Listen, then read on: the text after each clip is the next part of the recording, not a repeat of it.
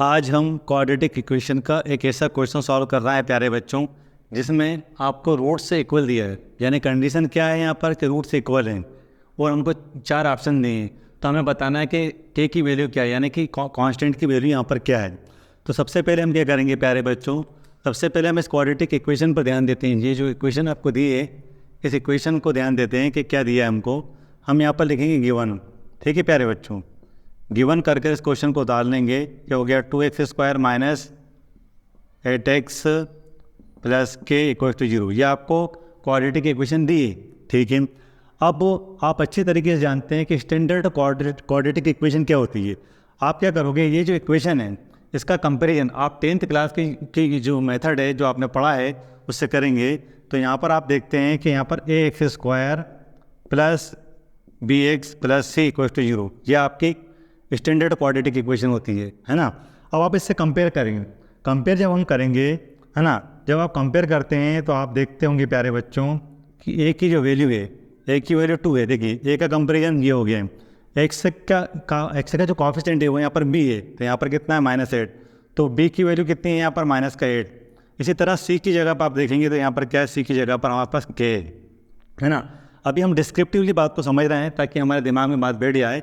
जब हमें सारी चीज़ें प्रॉपर समझ में आ जाती हैं प्यारे बच्चों, तो हम उसका जो कैलकुलेशन है माइंड में करके और बहुत जल्द से जल्द हम उसको सॉल्व कर सकते हैं।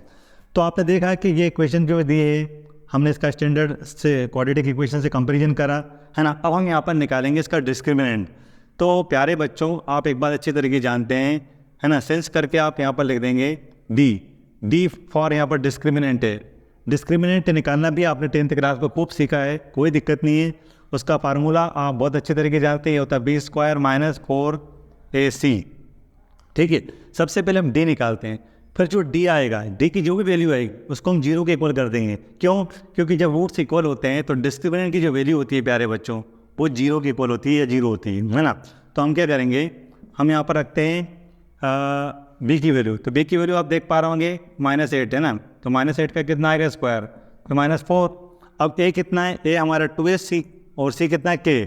तो a की जगह पर आप रख देंगे 2 और c की जगह पर हम रख देंगे k। अब आप इसका -8 का 2 बार इंटू करेंगे तो कितना आएगा प्यारे बच्चों, यहाँ पर आएगा 64। और प्यारे बच्चों, माय डियर चिल्ड्रंस, जब हम 4 का 2 में इंटू करेंगे कितना आएगा, यहाँ पर 8k। ये तो हो गया हमारा d। लेकिन इस क्वेश्चन में एक कंडीशन दी है कि इसके रूट्स इक्वल है। तो हम यहाँ पर लिखेंगे, है ना, if the roots are equal. हम ये कंडीशन लगा रहे हैं।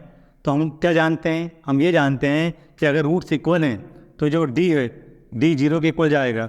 आप समझ गए प्यारे बच्चों, d 0 के इक्वल जाने का मतलब है कि इसकी जो वैल्यू हमारे पास आई है वो 0 के इक्वल जाएगी। यानी कि क्या होगा, यहाँ पर ये जाएगा 64 माइनस 8k इक्वल टू 0। आप बहुत आसानी से बता सकते हैं यहाँ पर, क्योंकि 8 से डिवाइड हो रहा है। देखिए ये हो गया आपका 64 इक्वल टू 8k। अब आपको k की वैल्यू निकालना है, तो 64 को सिर्फ 8 से डिवाइड करना है और आपका k की वैल्यू आ जाएगी। हम k की वैल्यू निकालते हैं तो देखिएगा आप क्या आएगा, k की वैल्यू आएगी 64/8, है ना। तो 64 को प्यारे बच्चों हम 8 से डिवाइड करेंगे। 8 जा 64 होता है, आप अच्छी तरीके जानते हैं। 8 बन जाए 8 और 8 टाइम ये जाएगा आपका 64। तो k की वैल्यू कितनी आ गई, 8 आ गई। तो हमने ये पता कर लिया कि k की वैल्यू क्या आएगी, 8 आएगी। जो कांस्टेंट आपको दिया उसकी वैल्यू क्या आएगी, 8 आएगी। तो ये हमारा ऑप्शन नंबर डी सही है। प्यारे बच्चों, इस तरह से ये प्रोसेस सॉल्व किया जाता है। उम्मीद है आपको हमारा ये वीडियो पसंद आया होगा। अगर आपको हमारी वीडियो अच्छा लगा हो तो प्लीज़ हमारे चैनल को लाइक करें, शेयर करें, सब्सक्राइब करें। धन्यवाद।